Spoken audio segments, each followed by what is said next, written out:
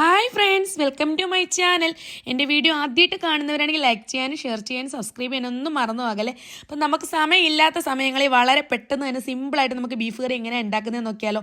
അതിനുവേണ്ടി ചെറിയൊരു സവാള ചെറിയ പീസായിട്ട് കട്ട് ചെയ്ത് വെച്ചിട്ടുണ്ട്. ഒരു തക്കാളി, പച്ചമുളക്, വെളുത്തുള്ളി, ഇഞ്ചി, ചെറിയ ഉള്ളിയാണ് ഞാനിവിടെ കൂടുതൽ എടുത്തിട്ടുള്ളത് കേട്ടോ. ചെറിയ ഉള്ളി കൂടുതൽ എടുക്കാമെങ്കിൽ നല്ല ടേസ്റ്റാണ്. സവാള അങ്ങനെ ഒരുപാട് ഇടാൻ പാടില്ല, മതിരിക്കും. അതിനുവേണ്ടി ഞാനൊരു കുക്കർ എടുത്ത് വെച്ചിട്ടുണ്ട്. അതിനകത്തോട് കുറച്ച് വെളിച്ചെണ്ണ ഒഴിച്ചു കൊടുത്തു, കടുക് പൊട്ടിച്ചു. പിന്നെ അതിനുശേഷം നമുക്ക് സവാള ഇട്ട് കൊടുക്കാം. പിന്നെ അതിനുശേഷം ഞാൻ ഇട്ട് കൊടുക്കുന്നത് ചെറിയ ഇഞ്ചി കട്ട് ചെയ്ത് വെച്ചിട്ടുണ്ടായിരുന്നല്ലോ, ചെറിയ പീസായിട്ട് അതിട്ട് കൊടുക്കുന്നുണ്ട്. പിന്നെ അതേപോലെ തന്നെ പച്ചമുളക് ഇട്ട് കൊടുക്കുന്നുണ്ട്. പിന്നെ ബാലൻസ് ഉള്ള നമ്മുടെ ചെറിയ ഉള്ളിയും വെളുത്തുള്ളിയും കരിവേപ്പിലയും എല്ലാം കൂടി ഇട്ട് കൊടുത്ത് നന്നായിട്ടൊന്ന് ഇളക്കിയെടുക്കുക.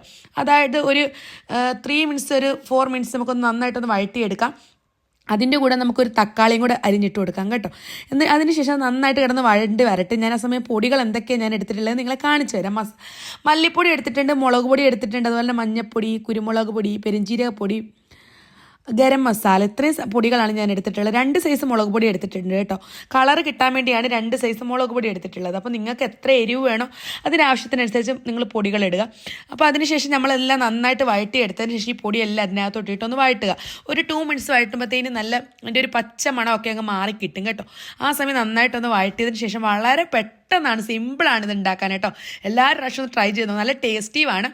അതിനുശേഷം നമ്മൾ ബീഫെല്ലാം ഇവിടെ കഴുകി വൃത്തിയാക്കി വെച്ചിട്ടുണ്ട്. ആ ബീഫ് നമുക്ക് ആ കുക്കറിനകത്തോട്ട് ഇട്ട് കൊടുക്കാം. ബാച്ചിലേഴ്സിനൊക്കെ ഉണ്ടാക്കാൻ വളരെ സിമ്പിളാണ് കേട്ടോ.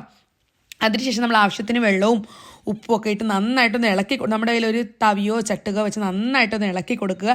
ഇത്രയേ ഉള്ളൂ, കണ്ടില്ലേ. ഇത് നമുക്ക് എന്നിട്ട് ഇത്ര വേവ് അനുസരിച്ച് ഫിസിലടിക്കുക. എത്ര എണ്ണം വേണോ, എത്രയാണോ ഇതിൻ്റെ വേഗം അതിനനുസരിച്ച് ഫിസിലടിക്കുമ്പോൾ നമ്മുടെ ബീഫ് കറി ഇവിടെ റെഡിയായി. വളരെ സിമ്പിളായിട്ട് ഉണ്ടാക്കാൻ പറ്റുന്നൊരു കറിയാണ് കേട്ടോ. എൻ്റെ വീഡിയോ ഇഷ്ടപ്പെടുകയാണെങ്കിൽ ലൈക്ക് ചെയ്യാനും ഷെയർ ചെയ്യാനും സബ്സ്ക്രൈബ് ചെയ്യാനൊന്നും ആരും മറന്നു പോകരുത് കേട്ടോ. ഇതുപോലുള്ള അടിപൊളി വീഡിയോയുമായി നമുക്ക് നെക്സ്റ്റ് കാണുന്നത് വരെ ബൈ ബൈ. Thank you.